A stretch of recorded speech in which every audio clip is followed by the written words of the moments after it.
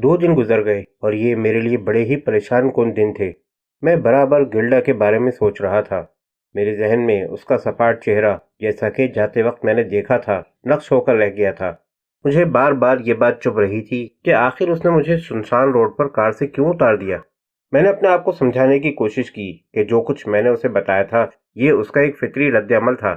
میں نے اس کے سامنے اس کے شوہر کو قتل کرنے کا اعتراف کیا تھا۔ اس کا صدمہ یقیناً بہت زیادہ ہوگا، مگر کیا میرے احمقانہ اعتراف نے اس کے دل میں میری محبت بھی ختم کر دی تھی؟ یہ ایک ایسا خیال، ایسا سوال تھا جو مجھے پاگل بنائی دے رہا تھا۔ میں اس نقصان کو برداشت نہیں کر سکتا تھا۔ اس کی محبت میرے لیے میری اپنی زندگی سے بھی زیادہ عزیز تھی۔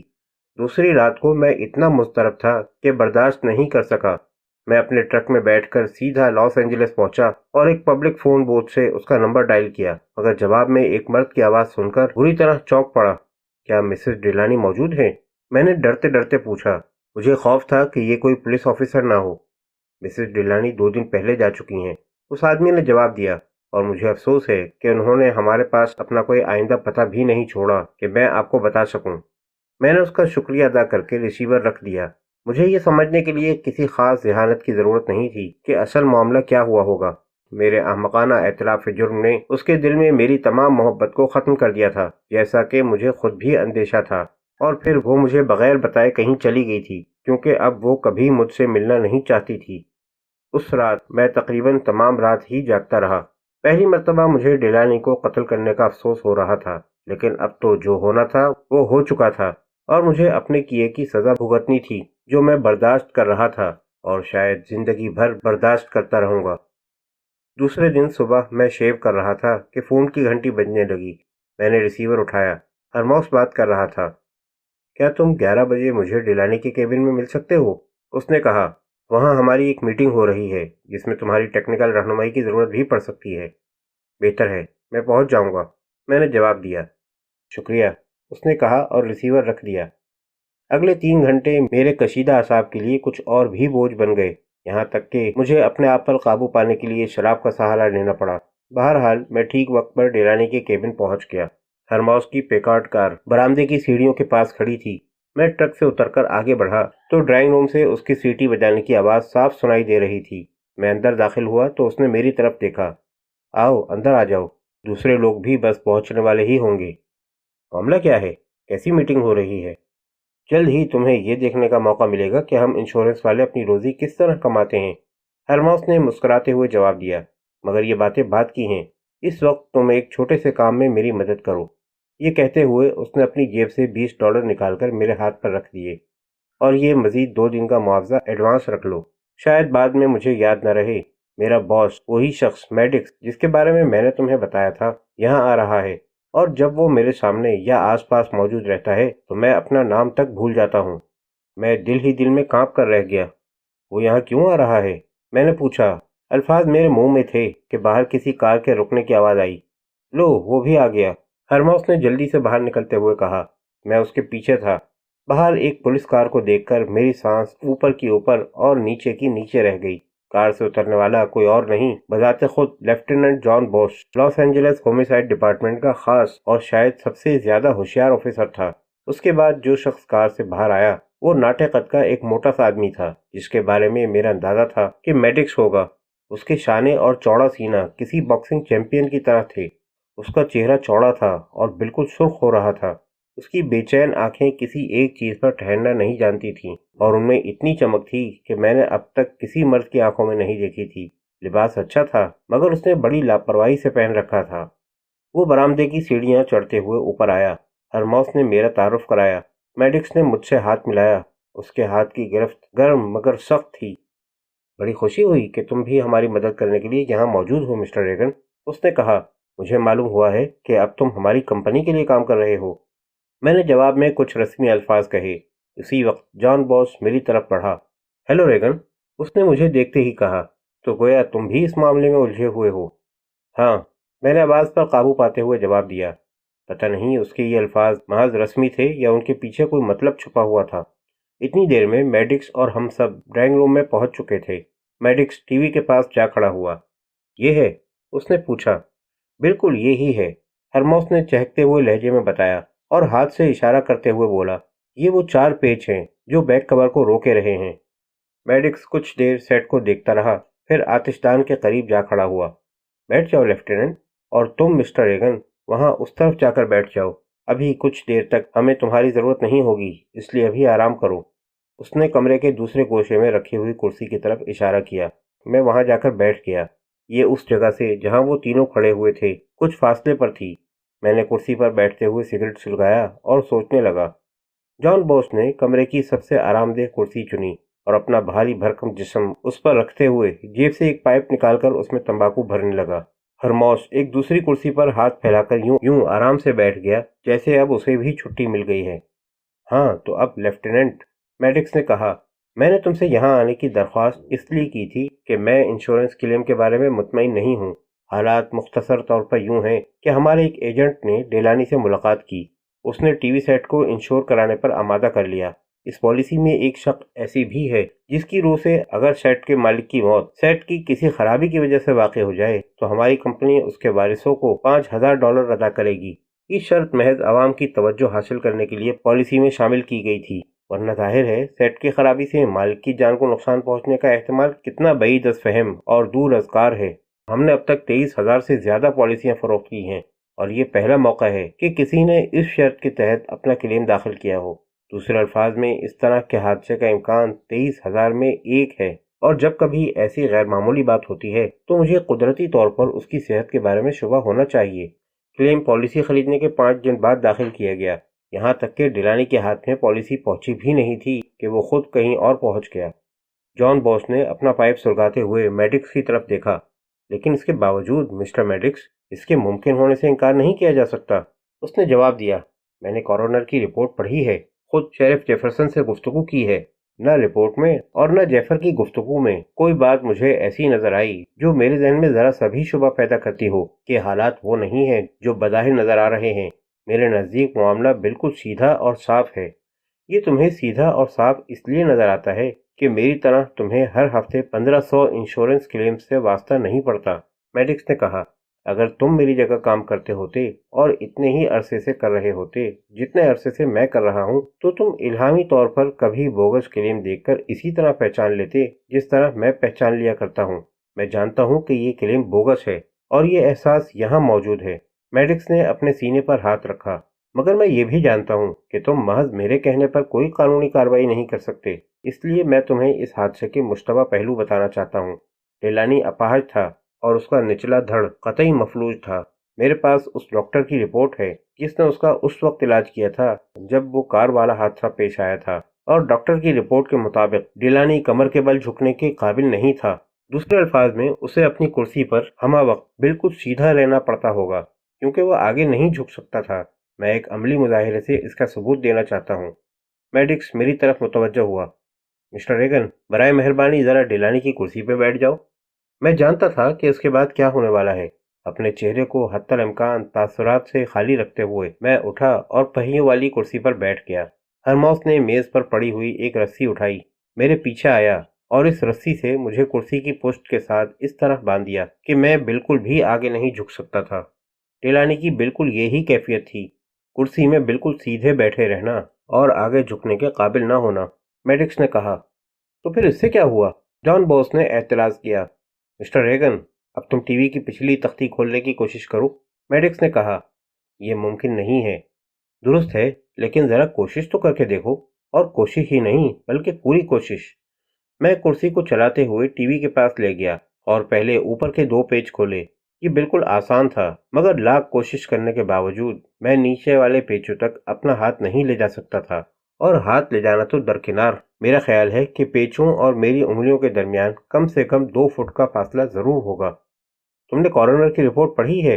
میڈکس نے جان بوس کو مخاطب کرتے ہوئے کہا۔ جب مسٹر ریگن نے ڈیلانی کی لاش دیکھی تو ٹی وی کا بیک کور علیحدہ پڑا تھا، اور دوسری بات یہ کہ اسکرو ڈرائیور ڈیلانی کے ہاتھ کے قریب پڑا ہوا تھا، جس سے ظاہر ہے کہ اس نے اسٹور روم میں رکھے ہوئے اوزاروں کے بکس سے حاصل کیا تھا۔ بکس الماری کے اوپری خانے پر تھا جسے اس نے ایک چھڑی کی مدد سے نیچے گرا لیا تھا۔ بکس نیچے گرا تو قدرتی طور پر اس کے تمام اوزار فرش پر بکھر گئے ہوں گے۔ اب ذرا اپنے آپ سے یہ سوال بھی پوچھو کہ ڈیلانی فرش سے وہ اسکرو ڈرائیور کس طرح اٹھا سکا ہوگا۔ ہرموس نے اسکرو ڈرائیور فرش پر میرے قریب ڈال دیا۔ क्या तुम इसे उठा सकते हो? उसने पूछा। मैंने कोशिश की, मगर वो मेरी दस्तरस से बकदर 1 फुट दूर था। सेट का बैक कवर उतार लो, मैडिक्स ने हरमॉस को हिदायत की, और जब वो उतार चुका तो मैडिक्स ने जॉन बोस की तरफ देखा।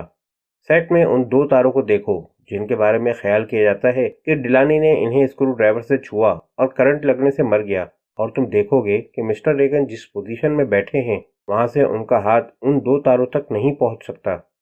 जॉन बोस अपनी कुर्सी से उठ खड़ा हुआ, सेट के करीब आया और अंदर घूर कर देखने लगा। तुम समझ रहे हो ना कि मैं किस नतीजे पर पहुंच रहा हूं?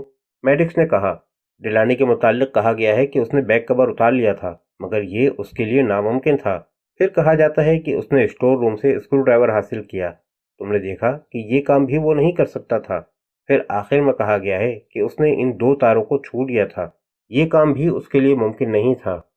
जॉन बोस कई लम्हे तक मैडिक्स की सूरत देखता रहा। लानत हो मुझ पर, वो बुड़बुड़ाया। हरमॉस ने मेरी रस्सी खोल दी और मैं कुर्सी से खड़ा हो गया। जॉन बोस ने मेरी तरफ देखा।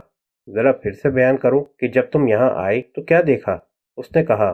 तुम डिलानी से ये मालूम करने आए थे कि सेट ठीक काम कर रहा है या नहीं? हाँ, मैंने जवाब दिया।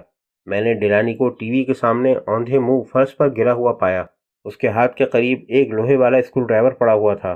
सेट का बैक कवर अलहदा था। मैंने यही समझा कि उसने टीवी सेट छेड़ने की कोशिश की और अपनी नातजुर्बेकारी से करंट का झटका लगने से मर गया। इसलिए मैंने पहले सॉकेट से टीवी का प्लग निकाला और फिर उसे छू कर देखा। वो मर चुका था।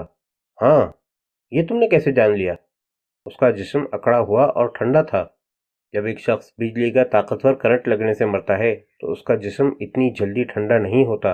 वो एक तरह से जल कर मरता है, और ये कैफियत उससे बिल्कुल मुख्तलिफ होती है जो रिवॉल्वर या चाकू से कत्ल किए जाने की सूरत में पेश आती है। करंट उसके जिस्म के दर्जा हरारत को बढ़ा देता है। अगर डेलानी करंट लगने से मरा होता तो उसका जिस्म कई घंटे तक गर्म रहता, को जाके 2-3 घंटे में ठंडा पड़ जाए। जॉन बोस ने हैरत से आंखें फाड़कर मैडिक्स की तरफ देखा। क्या तुम मुझे ये समझाने की कोशिश कर रहे हो कि डिलानी बिजली के करंट से हलाक नहीं हुआ? उसने पूछा। मैं तुम्हें कोई बात समझाने की कोशिश नहीं कर रहा हूँ, मैडिक्स ने जवाब दिया। मैं डिलानी की लाश कब्र से निकाले जाने का मुतालबा कर रहा हूँ। जॉन बोस ने ख्याल अंगेज अंदाज से अपना सर खुजाया। इसके लिए तुम्हें पहले जेफरसन से बात करनी होगी, उसने कहा। मुमकिन है इस हादसे में कोई बात गलत हो, मगर मेरा ताल्लुक होमिसाइड से है, और शायद तुम ये तजवीज़ नहीं कर रहे हो कि डिलानी को कत्ल किया गया है। मेरे गले में जैसे कोई चीज़ फंस गई थी जिसने मेरा सांस लेना भी मुश्किल कर दिया था। मैं अपनी कुर्सी में कुछ और आगे झुक गया था। मेरी नज़रें मैडिक्स पर जमी थीं और कान इस इंतज़ार में थे कि वो इस बात का क्या जवाब देता है। क्या मैं ये तजवीज़ कर रहा हूँ कि डिलानी को कत्ल किया गया है? मैडिक्स ने जवाब दिया। नहीं, मैं ये तजवीज़ नहीं कर रहा। तुम्हें वाशिगाफ अल्फाज में आगाह कर रहा हूँ कि उसे कत्ल किया गया है, और इसलिए कत्ल किया गया है कि उसने एक इंश्योरेंस पॉलिसी खरीद ली थी जो उसकी अपाहज जिंदगी का $5000 के बकदर तहफ़्फ़ुज़ कर रही थी। वो कत्ल किया गया क्योंकि उसका कातिल जानता था कि तहकीकात का फ़र्ज 2 ऐसे नाकारा बूढ़ों के हाथों अंजाम दिया जाएगा जो हर उस बात को बंद आंखों से कबूल करके चले जाएंगे जो उसकी फराहम करदा ज़ाहिरी शहादतें उन्हें दिखाएंगी, और वो मज़ीद गहराई में जाने और बाल की खाल निकालने की कोशिश नहीं करेंगे। मैडिक्स के चेहरे पर एक तंजिया मुस्कुराहट नमूदार हुई। कत्ल? हाँ, ये कत्ल ही है। आखिर तुम्हारे ख्याल में मैं तुम्हें और किस लिए लेकर आया था? ये कत्ल की इतनी वाज़ेह वारदात है कि मैंने अपनी ज़िंदगी में कोई दूसरी वारदात इतने वाज़ेह तौर पर नहीं देखी। जॉन बोस ने अपना बुझा हुआ पाइप सुलगाने के लिए एक माचिस की तीली जलाई। कमरे में छाई हुई खामोशी में माचिस की तीली की ये रगड़ भी किसी धमाके से कम महसूस नहीं हुई। ये मेरी खुशकिस्मती थी कि कोई मेरी तरफ नहीं देख रहा था। देखो मिस्टर मैडिक्स, जॉन बोस ने पाइप के 2-3 गहरे कश लेते हुए कहा, मैंने तुम्हारी छठी हिस्स की बहुत शोहरत सुनी है, और मैं जानता हूँ कि अभी तक किसी मामले में तुम्हारा अंदाज़ा गलत साबित नहीं किया जा सका है। अगर तुम कहते हो कि यह कत्ल है तो मैं तुम्हारे दलाइल सुनने के लिए तैयार हूँ, लेकिन इससे पहले कि मैं कोई ऐसा कदम उठाऊँ जिस पर बाद में मुझे पछताना पड़े, मैं पूरी तरह मुतमईन होना चाहता हूँ। ये कत्ल की वारदात है, मैडिक्स ने एक मरतबा फिर आतिशदान के सहारे खड़े होते हुए जवाब दिया। जब कत्ल की बू मेरी नाक में आती है मैं समझ जाता हूँ। अभी तक मेरा कोई अंदाज़ा गलत नहीं निकला, और मैं बड़ी से बड़ी शर्त लगा सकता हूँ कि डिलानी को भी कत्ल किया गया है। बहरहाल मैं तुम्हारी तसल्ली के लिए इतने सबूत फराहम करूँगा कि तुम्हें बाकी केस हल करने में कोई दुश्वारी नहीं होगी। कैसे सबूत? अभी तक मैंने तुम्हें जो बताया है وہ کم سے کم لاش کو تابوت سے نکلوا کر اس کا پوسٹ مارٹم کرانے کی اجازت حاصل کرنے کے لیے بہت کافی ہے، لیکن میں اس سے بھی آگے بڑھ کر تمہیں یہ بتا سکتا ہوں کہ قاتل کون ہے۔ مجھے ایسا محسوس ہوا جیسے میرے دل نے یکلخت دھڑکنا چھوڑ دیا ہو۔ کیا واقعی؟ جان بوس اپنی کرسی پر اتنا آگے کھسک آیا کہ ذرا سا اور سے رکھتا تو شاید نیچے گر پڑتا۔ کون ہے قاتل؟ کس نے قتل کیا ہے؟ اس کی بیوی، میڈکس نے جواب دیا۔ اس نے ایک مرتبہ پہلے بھی ڈیلانی کو قتل کرنے کی کوشش کی تھی، مگر صرف اپاہج کرنے میں ہی کامیاب ہو سکی۔ میں اس کے خلاف کہنا چاہتا تھا مگر فوراً ہی سنبھل گیا۔ میں اسے بتانا چاہتا تھا کہ وہ پاگل ہو گیا ہے جو ایسی بے سروپا بات منہ سے نکال رہا ہے، مگر اس کی ہمت نہیں کر سکا۔ مجھے احساس ہوا کہ اگر میں کچھ بولا اور انہوں نے میری طرف دیکھ لیا تو وہ فوراً سمجھ جائیں گے کہ ڈیلانی کا اصل قاتل کون ہے۔ اس وقت میرا چہرہ میرے جرم کا آئینہ دار بنا ہوا تھا۔ میں کچھ سمجھا نہیں۔ جان بوس نے حیرت سے پوچھا۔ ڈیلانی نے اس عورت سے 4 سال قبل شادی کی تھی، مینڈکس نے بتایا، اور ابھی شادی کو 3 ماہ بھی نہیں ہوئے تھے کہ اس کی بیوی نے میرے ایجنٹ سے رابطہ قائم کیا اور کہا کہ وہ اپنے شوہر کو حادثات سے تحفظ کی انشورنس پالیسی خریدنے پر آمادہ کر لے گی، لیکن اس کا شوہر $1,00,000 سے کم کی پالیسی میں دلچسپی نہیں لے گا۔ میڈکس نے رک کر ایک معنی خیز نگاہ جان بوس پر ڈالی۔ تمہیں یہ بتانے کی ضرورت نہیں ہے کہ جب ایک بیوی اپنے شوہر کے لیے حادثات کے خلاف $1,00,000 کی انشورنس پالیسی خریدنا چاہتی ہے تو اس کا مطلب کیا ہوتا ہے؟ میرے ایجنٹ نے اس کا ذکر مجھ سے کیا۔ میں نے اسے پالیسی فروخت کرنے کی اجازت دے دی، مگر ساتھ ہی ایک فائل مسز ڈیلانی کے نام سے کھول لی۔ ایجنٹ ڈیلانی سے جا کر ملا اور پالیسی جاری کر دی گئی، مگر 1 دن بعد ڈیلانی نے کمپنی کے نام خط لکھا کہ وہ پالیسی کینسل کر دی جائے۔ ہم نے اسے مجبور نہیں کیا کیونکہ مجھے پہلے ہی اس سے فراڈ کی بو آ رہی تھی، جیسا کہ بعد میں ثابت بھی ہو گیا کہ ڈیلانی کے پالیسی ختم کرنے کے 3 دن بعد ایجنٹ نے مجھے بتایا کہ ڈیلانی کا ایکسیڈنٹ ہو گیا ہے۔ اگر اس نے انشورنس پالیسی لی ہوتی تو میں اس کے کلیم کی ضرور مخالفت کرتا اور حادثے کی تحقیقات کراتا، لیکن چونکہ پالیسی منسوخ کر دی گئی تھی اس لیے میں نے پولیس کی تحقیقات میں کوئی مدد نہیں کی۔ کام بڑی ہوشیاری سے کیا گیا تھا اور جیرڈ جو کہ کیس کی تفتیش کر رہا تھا کسی نتیجے پر نہیں پہنچ سکا۔ چاہو تو تم بھی اس کیس کی فائل کا مطالعہ کر سکتے ہو۔ ڈیلانی شراب کے نشے میں مدہوش کار کی پچھلی سیٹ پر سو رہا تھا اور کار اس کی بیوی چلا رہی تھی۔ پہاڑی سڑک پر اس نے ایک ڈھلان پر کار روک دی۔ کہا یہ گیا کہ اس کے ایک دوست کی کار بیچ سڑک میں کھڑی تھی کیونکہ پیٹرول ختم ہو گیا تھا۔ وہ وجہ معلوم کرنے اتری اور اس کے بیان کے مطابق اس نے کار کے پارکنگ بریک ٹھیک سے نہیں لگائے۔